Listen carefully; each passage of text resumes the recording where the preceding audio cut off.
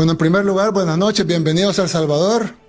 Creo que es la primera vez que tenemos en este lugar unas 15 veces el PIB del país reunido.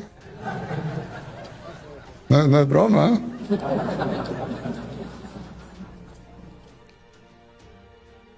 Nos complace su presencia y sobre todo el hecho que hayan elegido a El Salvador para hacer este encuentro que yo sé que es muy importante para ustedes.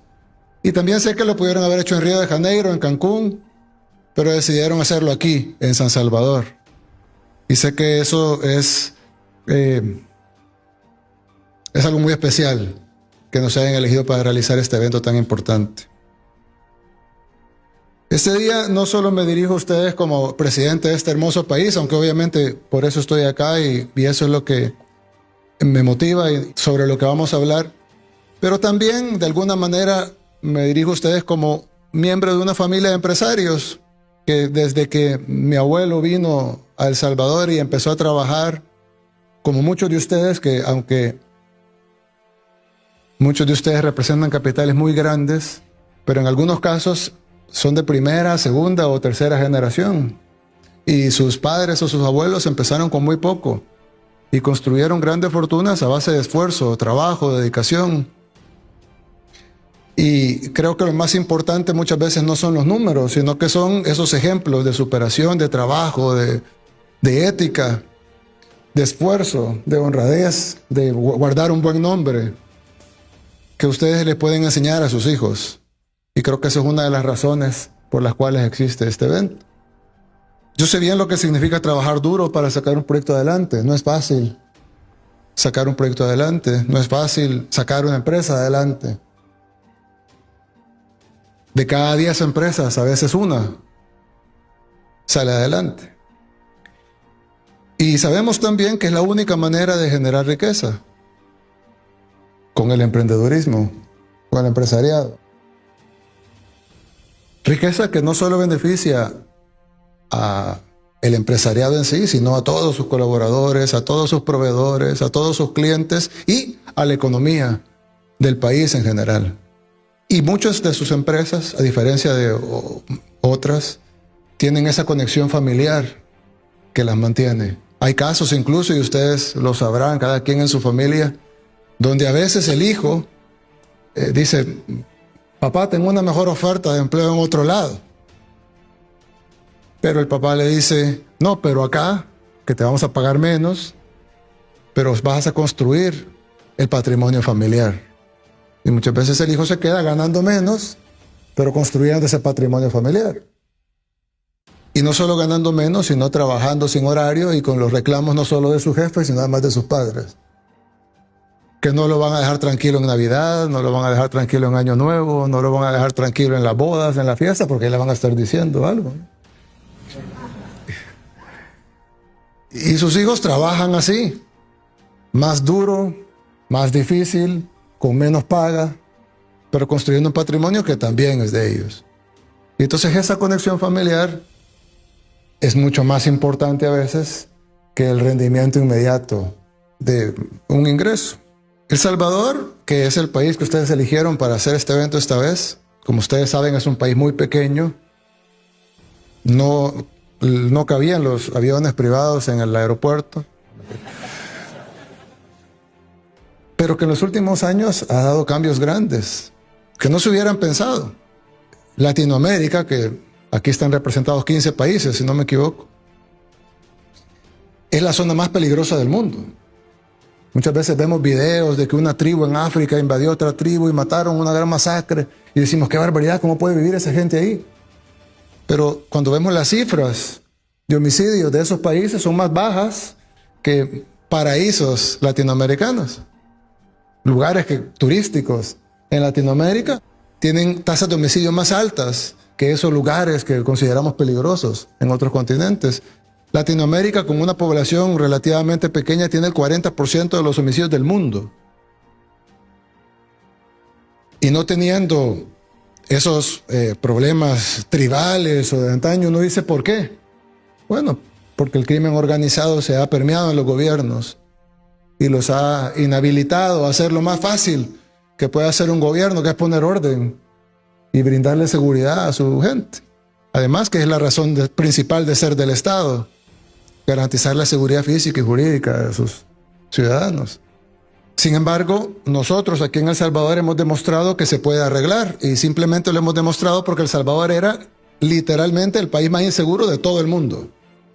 No había un país más inseguro que El Salvador, y hoy somos literalmente el país más seguro de todo el hemisferio occidental. Y eso lo hicimos en un par de años. Le devolvimos las calles de nuestro país a su gente. Yo incluso, a veces cuando tenemos reuniones, retaba a gente, y si alguno de ustedes quiere asumir el reto, lo puede hacer, que vayan a buscar el callejón más oscuro, porque normalmente uno va a una ciudad, no sé, de Europa, pues, que tienen tasas de homicidio muy bajas. Pero incluso allá le dicen, en París o en Madrid o en cualquier lugar, le dicen, no se meta en esa área porque esa área es peligrosa, o no vaya a los callejones oscuros porque ahí puede pasar algo. El único país que no es así es El Salvador. Aquí ustedes pueden ir al callejón más oscuro y más feo que pueden encontrar, un barranco donde no hay una banca, donde no hay nada, no hay luz, tal vez oyen un perro ladrando al fondo, y se sientan en una piedra y esperan el amanecer, sale el sol y no van a haber pasado nada, y van a tener su billetera, su reloj.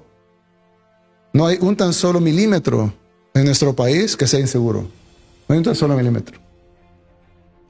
Y sí somos un país pequeño. Sí, bueno, pero pensé que El Salvador es pequeño. Sí, somos pequeños, pero somos 28 veces más grandes que Singapur. Somos del tamaño de Israel.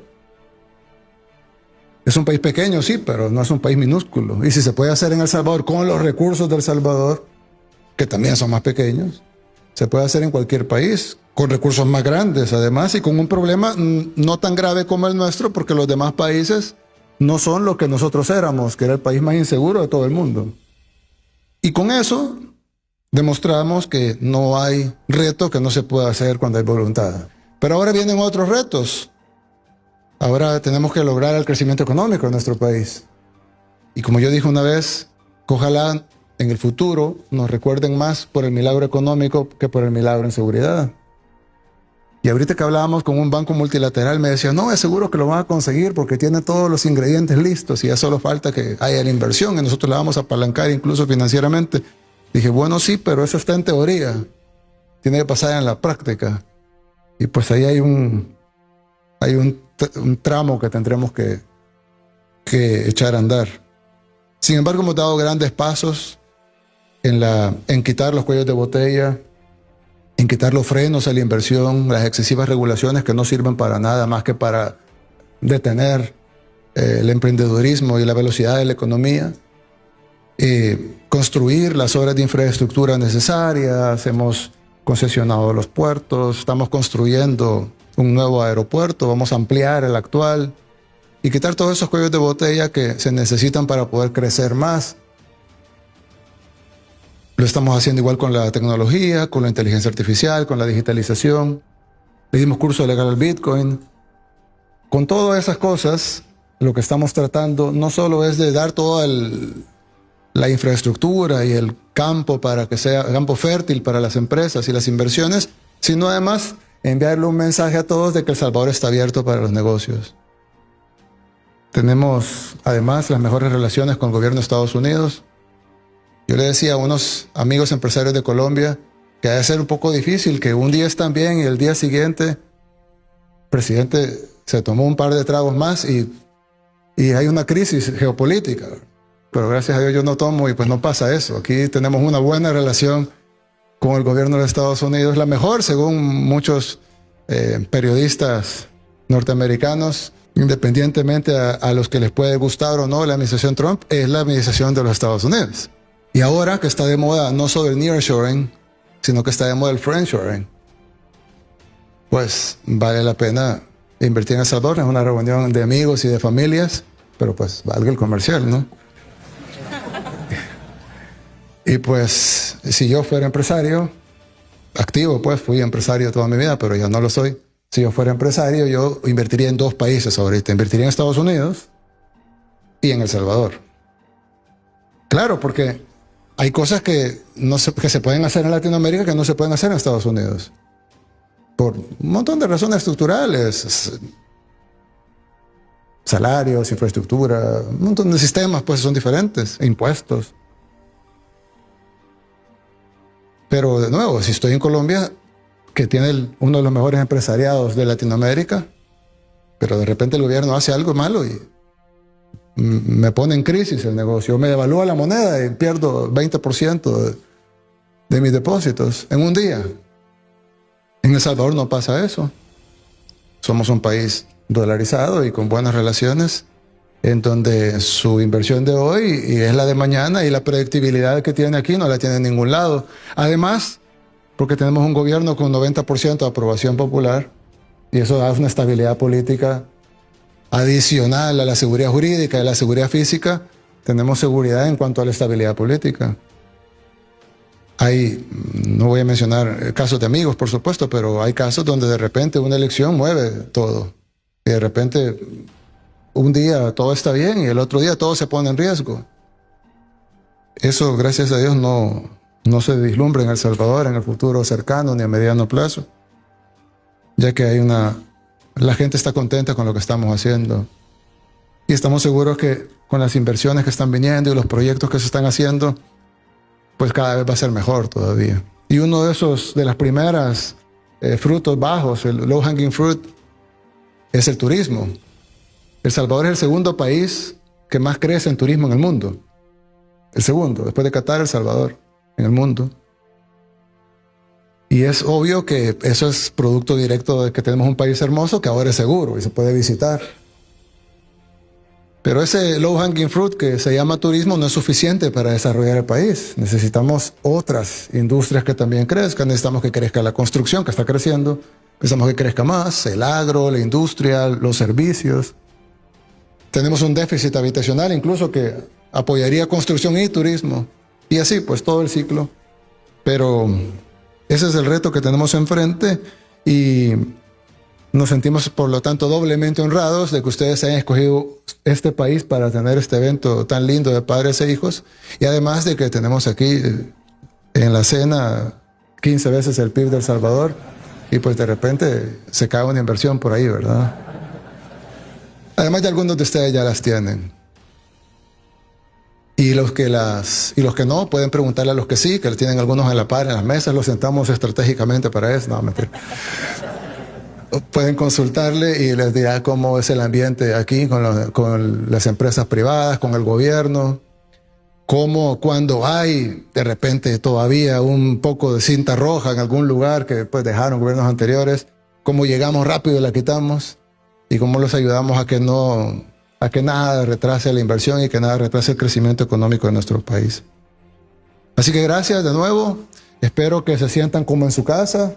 Tenemos un pueblo que los va a recibir con los brazos abiertos y esperamos que este sea el mejor padres e hijos que hayan tenido. Muchas gracias y que Dios los bendiga a todos. Pues bueno, la idea era tener más que todo, no unas palabras porque ayer las di, sino más bien un pequeño conversatorio rapidito, no les quiero quitar la fiesta, sobre, no sé, cosas que hayan visto, preguntas, comentarios que tengan sobre lo que están pasando, cómo la han visto, sus familias, el país.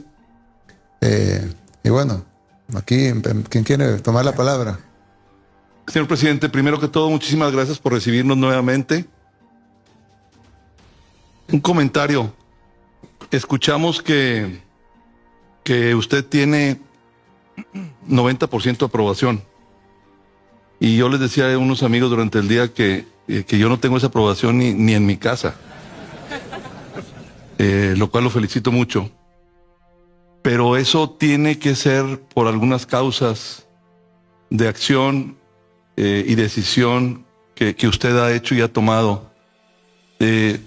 El gran cambio de El Salvador, que usted lo ha puesto en la mira del mundo, no nomás en Latinoamérica, es ejemplar y no es fácil tener un 90% de aprobación y significan decisiones muy importantes que usted ha llevado a cabo. ¿Nos podrá comentar las que más le han ayudado, las que más le ha dado gusto, las que más ha batallado? ¿Qué nos podría comentar? Yo recuerdo cuando empezamos, nosotros ganamos la elección en el 2019 con el 53% de los votos. Y yo me acuerdo que los titulares eran, bueno, los titulares en inglés decían landslide. Y yo, por 53%, ¿verdad? Un gran landslide, porque en ese tiempo habían dos partidos En el país había un bipartidismo que había estado por muchas décadas y nosotros, que éramos un partido nuevo, habíamos ganado en primera vuelta con el 53% de los votos. Entonces era una arrasada porque teníamos 20 puntos más que el segundo lugar. Y en los primeros días empezó a subir, 60, 65. Y entonces los encuestadores me decían, es la luna de miel. Son 100 días que tú vas a disfrutar del apoyo de la gente, el apoyo va a crecer porque a todo el mundo le gusta apostarle al ganador. Gente que no votó por ti va a decir, vote por él. Y son 100 días de luna de miel. Y luego viene lo normal, ¿no? De la decepción, empieza a bajar.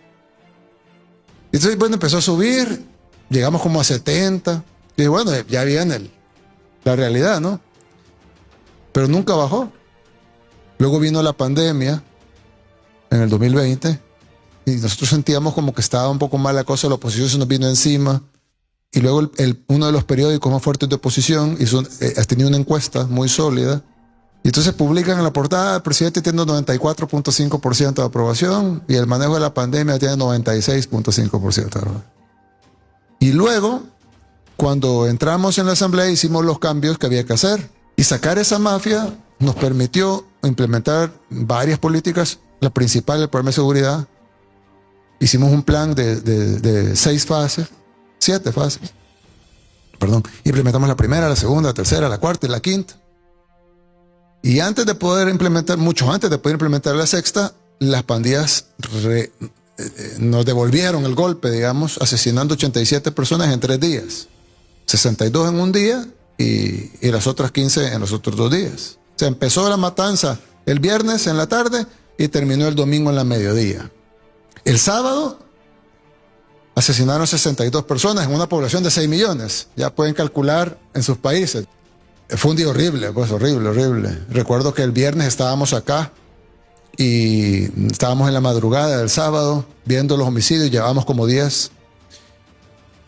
Y me dice el director de la policía, en paz descanse, me dice, presidente, mañana nosotros estamos controlando esto ya.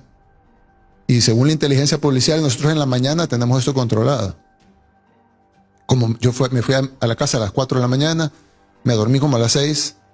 Entonces yo me dormí a las 6 a.m., me levanté a las 11, pues. Cuando me levanté a las 11, llevamos 20 homicidios ese día.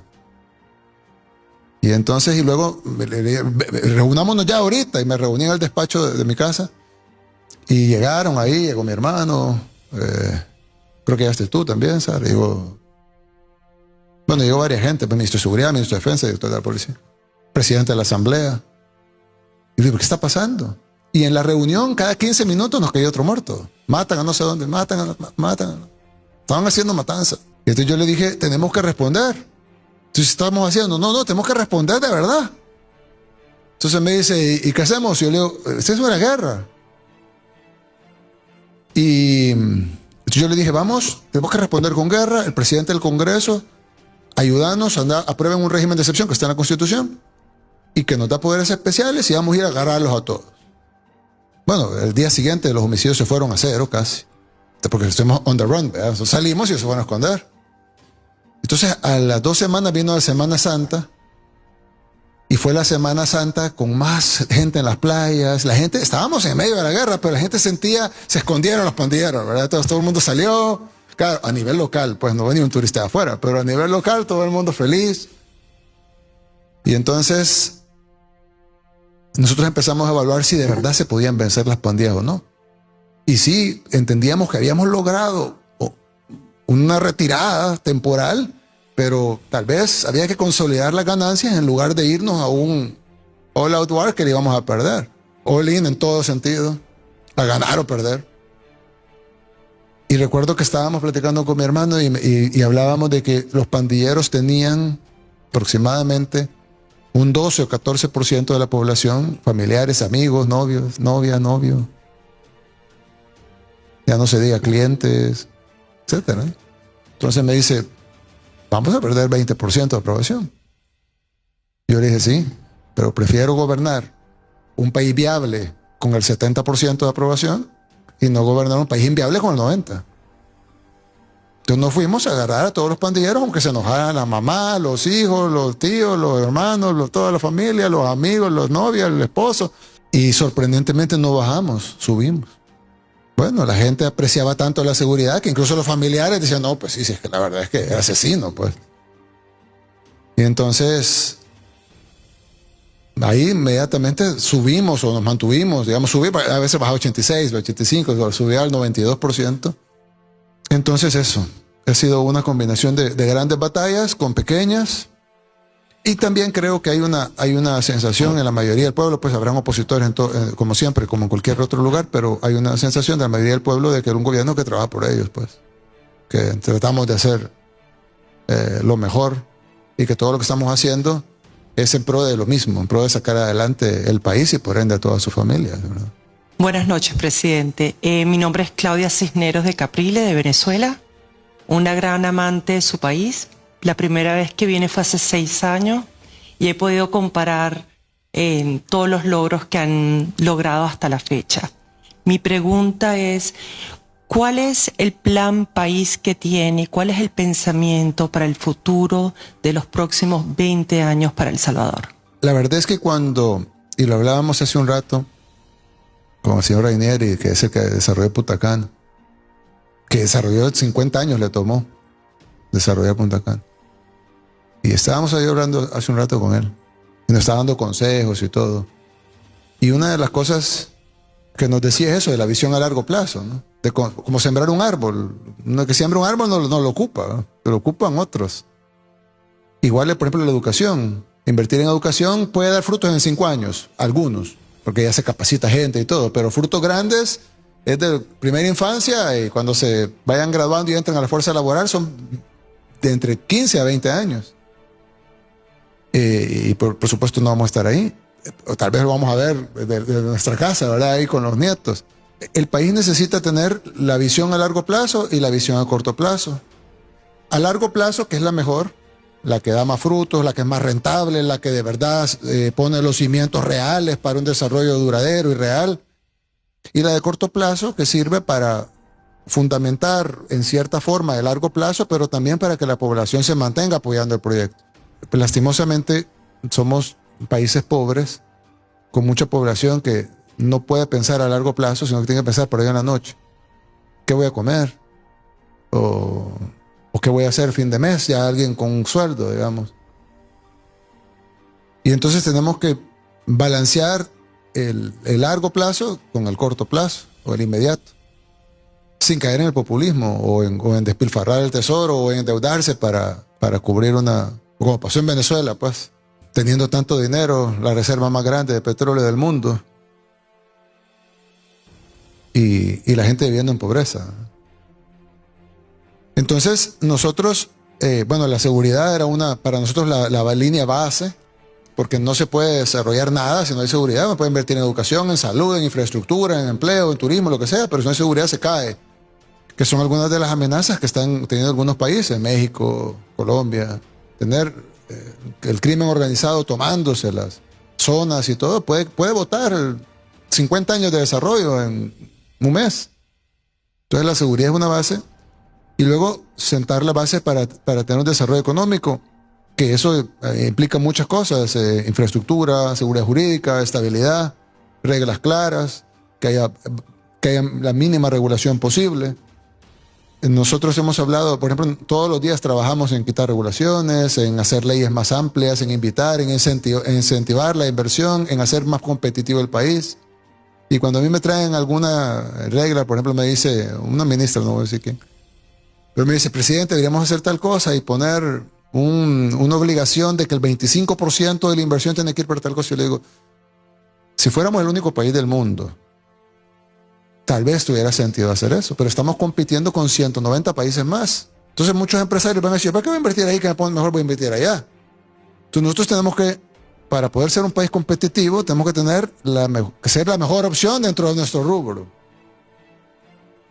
Yo creo que ahorita ya se empieza a ver eso, comparado con la región inmediata en Centroamérica. Pero a medida que pasen los años se va a ver más la diferencia. Pero obviamente para tener un crecimiento sostenido tiene que haber desarrollo económico, y el desarrollo económico solo viene de la empresa privada.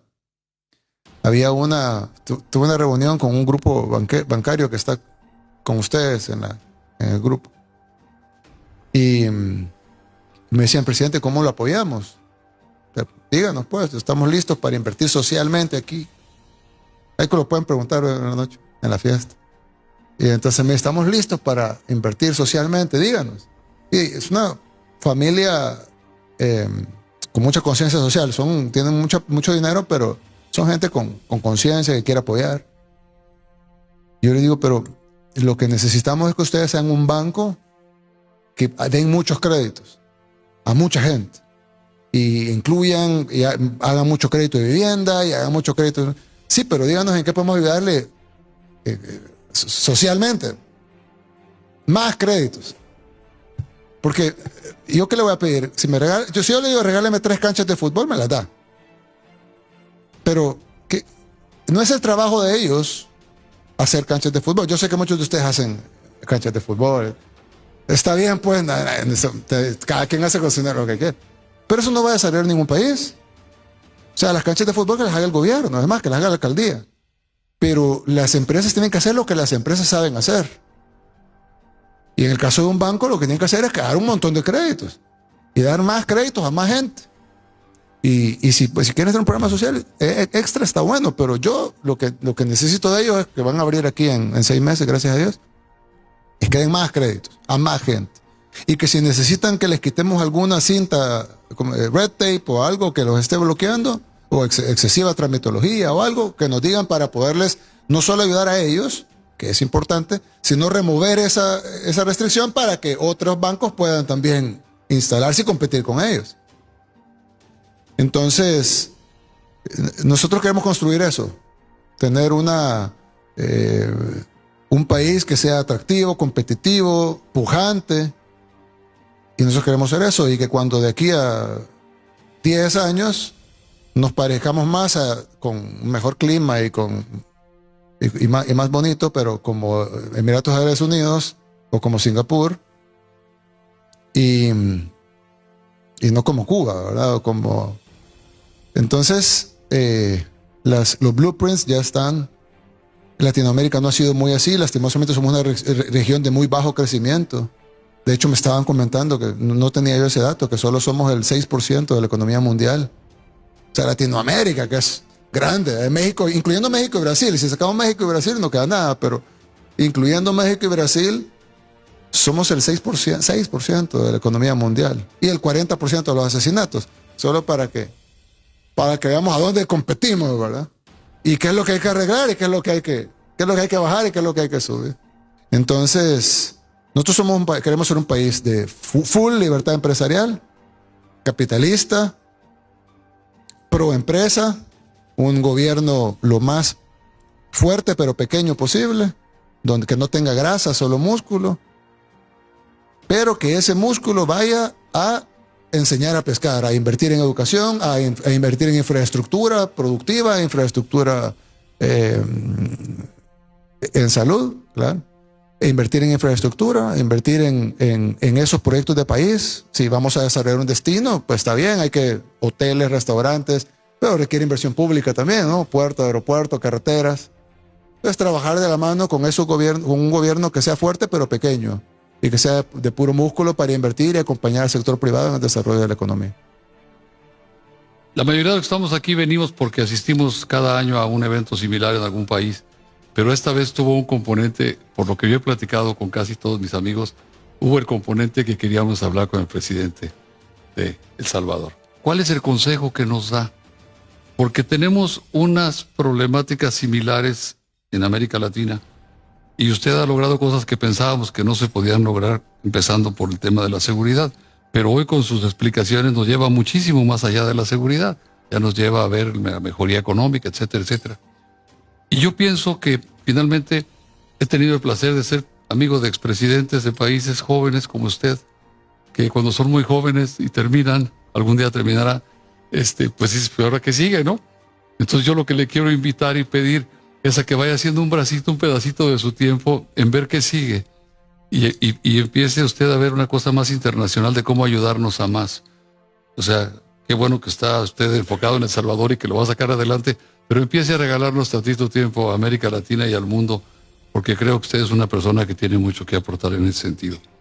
Yo creo que necesitamos mucho sus consejos porque, y tal vez crear, hablaba usted hace un momento del foro, ¿por qué tenemos que vivir toda la vida con el foro de Sao Paulo? ¿Por qué no empezamos a crear ya otro foro? Hay algunos otros amigos suyos que están haciendo, El Salvador, perdón, que están haciendo las cosas bien. Y valdría la pena empezar a pensar con otros, ir construyendo un futuro para todos nosotros, para todos los latinoamericanos, para la humanidad y también, de alguna manera, para usted. Así es que, ¿qué nos aconseja? Una pregunta compleja, ¿verdad? Pero, por ejemplo, muchas veces la izquierda se adueñaba de banderas como vamos a sacar a la gente de la pobreza o vamos a ayudar a los pobres. Que es mentira. Nunca lo han hecho. Lo único que ha sido bueno de la izquierda es crear pobreza. Y lo hemos visto en todos lados. Pero tiene la bandera. Ha habido un cambio en el mundo últimamente. Si ustedes ven las camisetas del Che, ya no se venden como antes. Como que la juventud ha entendido, por tal vez ver tantos fracasos de sistemas que no han funcionado, la juventud ha entendido que el único camino de la humanidad es el desarrollo económico por medio del emprendedurismo y el empresariado y las reglas claras. Y lo podemos ver pues cuando vemos una foto satelital de Corea del Norte y Corea del Sur, por ejemplo. ¿Tendrá problemas Corea del Sur? No sé, me imagino. Pero se han de arreglar más fácil con el dinero de Corea del Sur, ¿verdad? Que con el dinero de Corea del Norte. Pero tal vez no, muchas veces ganan en el discurso. Y no sabemos articular o explicar qué es lo que queremos hacer. La izquierda le ha vendido a la gente. Vamos a quitarle a los empresarios para darle a los pobres. Cuando lo único que va a hacer eso es desaparecer los empresarios y que no haya para ninguno. Yo recuerdo en Venezuela, una vez, lo vi en la televisión, pusieron una especie, ustedes se acordarán mejor que yo los nombres, pero le habían puesto algo así como la policía de los precios justos, una cosa de esas. Y entonces estaban en un mercado, una especie de lugares donde hay tiendas grandes, y había un señor que vendía como televisores y todo. Entonces llegaba la policía o una especie de policía y le decía, mire, usted este televisor lo tiene a, qué sé yo, 5,000 bolívares. Pero de acuerdo a este documento que tengo yo, usted lo tiene que vender en 800. Y entonces llegaba la gente corriendo y todos se llevaban los televisores, 800 bolívares, y se llevaban todos los televisores, el señor llorando, literalmente el señor llorando, ¿no? Se llevaron todo. Y entonces le dice, pero mire, ¿qué va a hacer? ¿Qué opina usted de este programa del gobierno? Y le dice, pero si me han quebrado, le dice. Yo pagué más por el producto que lo que me han obligado a venderlo. Y le dice, bueno, pero ¿qué va a hacer? Le dice, nada, yo no voy a hacer nada, pero yo nunca vuelvo a traer un televisor. Entonces, claro, una vez se puede hacer, pero se acabó el empresariado. Y bueno, y tenemos los resultados que pasaron después. Si a la gente se le dijera, vamos a acabar con el empresariado, ya no van a haber tiendas, ya no va a poder usted comprar nada, va a ganar, su pensión va a ser de $3, vamos a vivir en pobreza, vamos a convertir el país más rico de Latinoamérica en el más pobre. Nadie se compraría eso. Pero ellos supieron venderle eso a la gente con palabras como policía de los precios justos o justicia social, redistribución de la riqueza. Y entonces son mejores para articular. Y la otra contraparte, la que desarrolla el país, la que puede sacar a la gente de la pobreza, la que de verdad puede generar bienestar, no ha sabido articular y explicarle a la gente por qué es mejor, teniendo todos los ejemplos del mundo. Eso es increíble, los otros no tienen ejemplos y se fajan y le inventan a la gente una utopía. Y los otros, teniendo 192 países de ejemplo, no han sabido explicarle a la gente las cosas. Entonces creo que hay que seguir trabajando como está trabajando, pero saber hablar el lenguaje que conecta con la gente.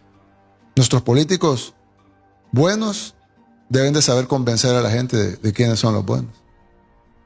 Señor presidente, me permita hacer una pregunta que refuerza e ilustra la pregunta anterior. Mi nombre es Ricardo Marino, vengo de Brasil, la segunda vez que vengo a su país, hace 10 años la primera vez. Voy a hablar en portuñol, creo que entiendes. Y estamos muy positivamente impactados con que hemos presenciado, experimentado aquí, el cambio que fue en una década, ya está un periodo más corto. Yo llegué un par de días antes incluso para surfear en Surf City y estoy muy bien impresionado. Gente de Canadá, de Europa, de Estados Unidos, de Sudamérica. Quedó un paraíso para gente venir, sentir segura, operar y divertirse.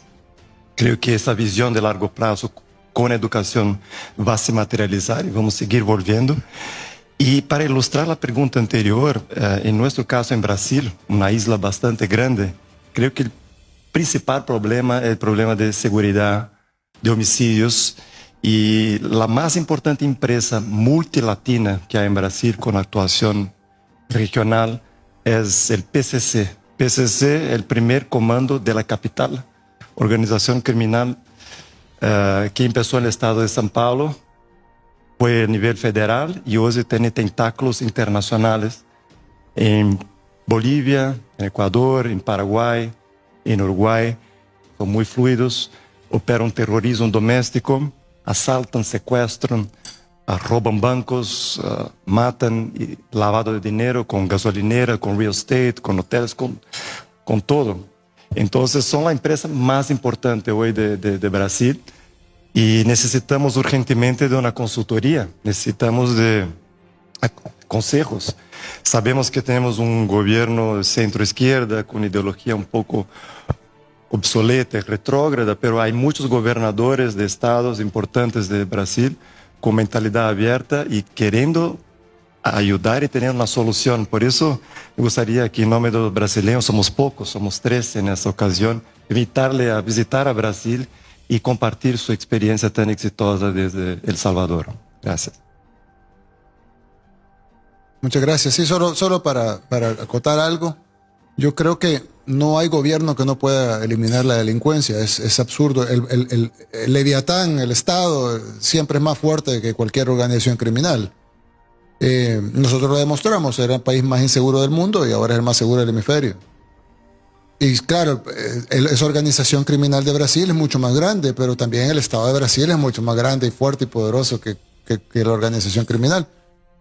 Y yo daba el ejemplo porque muchas veces dicen, no, es que es la droga y es tal. Y yo digo, yo doy el ejemplo de Europa. Yo estoy totalmente en contra de las drogas y aquí tenemos un férreo combate a las drogas. Pero en Europa hay un consumo de drogas mucho mayor que el de Latinoamérica. Muchísimo mayor. Legales e ilegales. Y no hay carteles. Habrán dealers, ¿verdad? Pero no hay carteles de la droga, no hay carteles de la droga, mucho menos controlando territorios en Europa. Y Francia va a controlar el sur de Francia, lo va a controlar un cartel, y el otro cartel el norte. Eso no pasa en Europa. ¿Por qué? Porque el Estado controla su territorio. Tendrá sus defectos el gobierno francés y tendrá sus virtudes, pero ellos controlan su territorio. Y aquí en Latinoamérica no. Países pequeños como Honduras, grandes como Brasil, no podemos controlar el territorio. Tenemos que dejarle esa zona a los carteles, la otra zona a la organización criminal, la otra los barrios a las pandillas. No puede ser. Algo tiene que estar mal. No puede ser que países saturadísimos de gente como la India o China tienen controlado su territorio. Países modernos como Europa Occidental tienen controlado su territorio. Estados Unidos, que es un país con mucha criminalidad, un país con muchos problemas de drogadicción, de pobreza, etcétera, no tiene un solo milímetro controlado por un cartel. Entonces, no es que el cartel controla el South Dakota, ¿verdad? O sea, no hay nada de eso. ¿Por qué? ¿Por qué en los 50 estados de los Estados Unidos con problemas? Porque Estados Unidos está lejos de ser la sociedad ejemplo, ¿verdad? Pero ¿por qué no hay ningún estado de los Estados Unidos, de los 50 estados, que esté controlado por un cartel? O Canadá, que el 80% está deshabitado. Que lo que pasa es que en Brasil tenemos la selva. Canadá tiene territorios impenetrables. No se puede pasar, tundra y de todo. Y no hay nadie que controle un pedacito no hay una organización criminal que nosotros controlamos esta esquinita de Canadá. Sería impensable. Inmediatamente llegaría el ejército canadiense y lo sacaría de ahí. Y aquí en Latinoamérica controlan sectores grandes de México, controlan sectores grandes de Colombia, controlan sectores grandes de Brasil. Dice, ¿cómo es posible que una organización criminal se puede agenciar un territorio entero y el gobierno no los puede sacar? Porque están en el gobierno. Por eso. Entonces, definitivamente, pero parte todo porque obviamente solucionar está la teoría y la ejecución. La ejecución tendrá sus complejidades, pero principalmente hay que partir de la teoría, y es que no hay Estado que no pueda eliminar la delincuencia. Presidente, muchísimas gracias. Realmente sé que para ti ha sido un esfuerzo extraordinario recibirnos hoy en la tarde. Muchísimas gracias, te lo agradecemos de corazón. Creo que el grupo se va muy contento de haber podido estar contigo y de veras te deseamos lo mejor. Tenés el apoyo mío, de mi familia, y estoy seguro que de todo este grupo que está aquí. Dios quiera que ese apoyo se manifieste en inversión, en generación de empleo y generación de riqueza para el pueblo salvadoreño. Muchas gracias. Gracias, Roberto. Y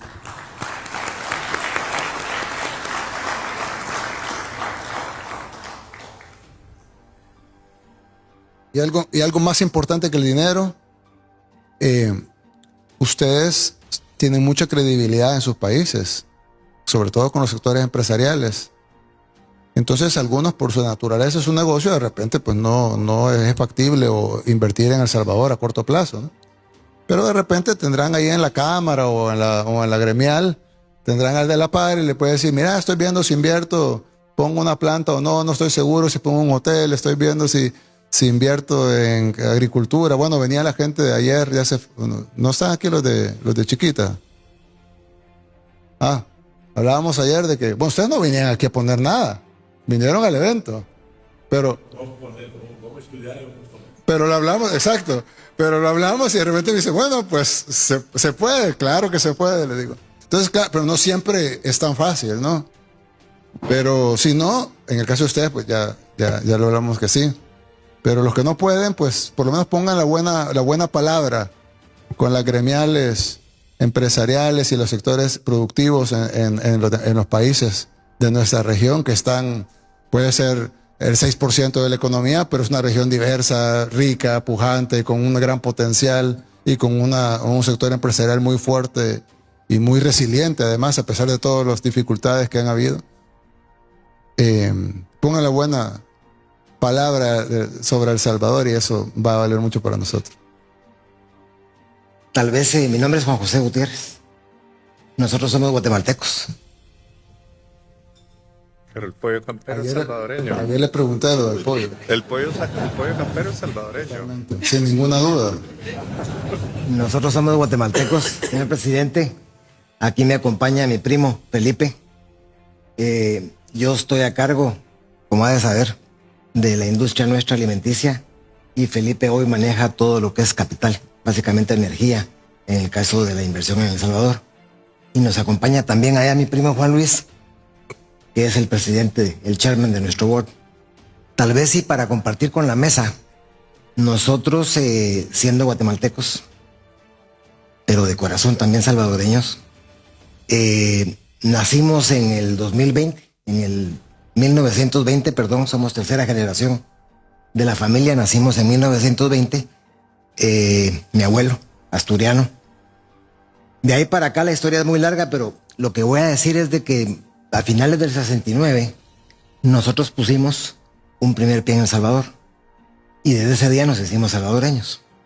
Y en el 72, un año después de abrir Campero en Guatemala, 11 meses exactamente, lo abrimos acá en El Salvador.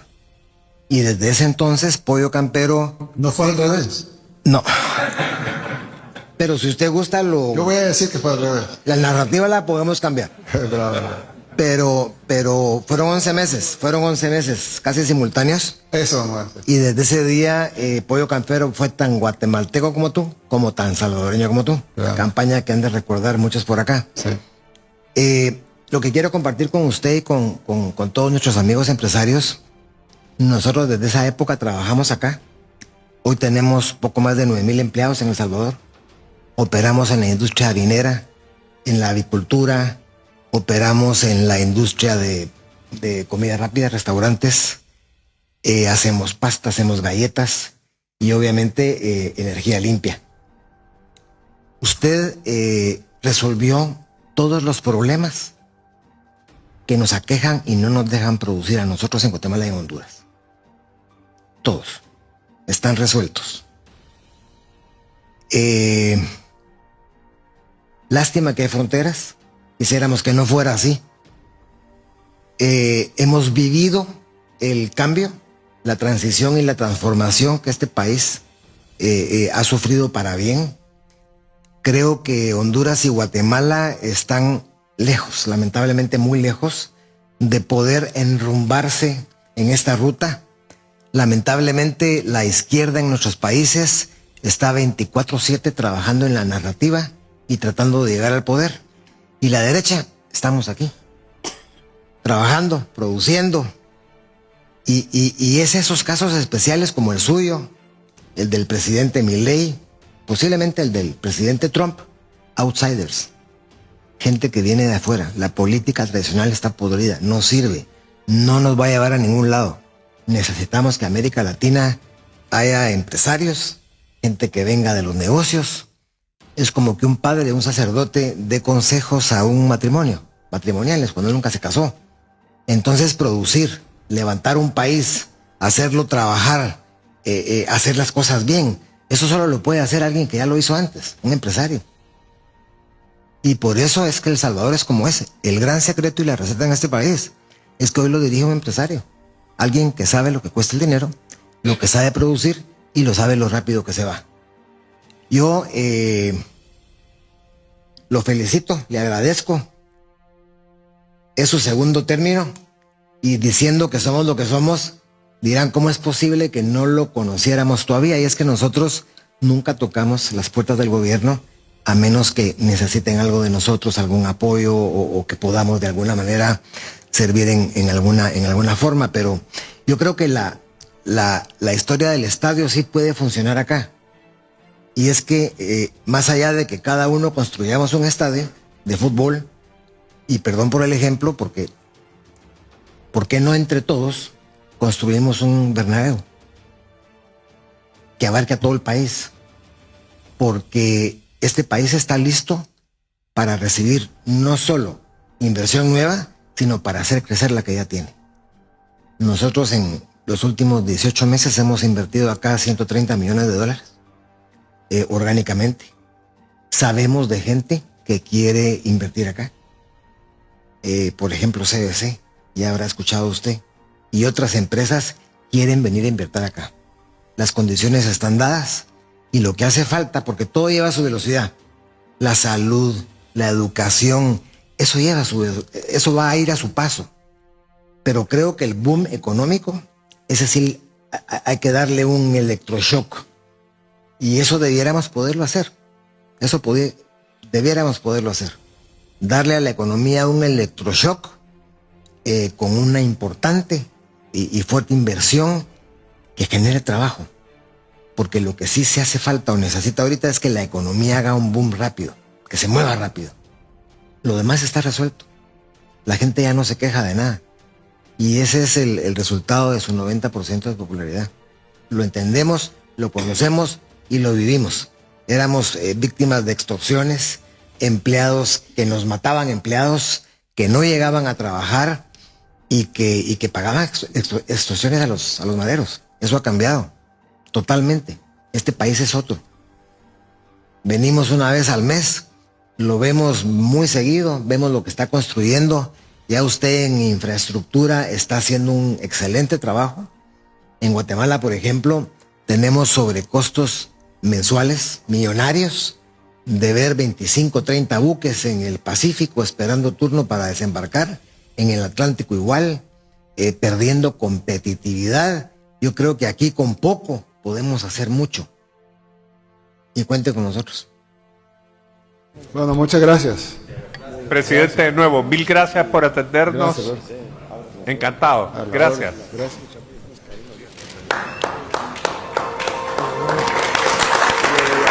Ahí lo tenían, amigos de Videos Mundo, la reunión con toda la casta empresarial del presidente de Salvador. Han escuchado las intervenciones seguramente va a haber muchas reacciones, tanto a favor como también de crítica. Bien, déjenme sus comentarios, queridos amigos, estaré esperando para leerlos. Para finalizar, amigos de Videos Mundo, no olviden suscribirse al canal y así también activar la campanita de notificaciones. De esta forma les llegará todo el contenido urgente del acontecer mundial.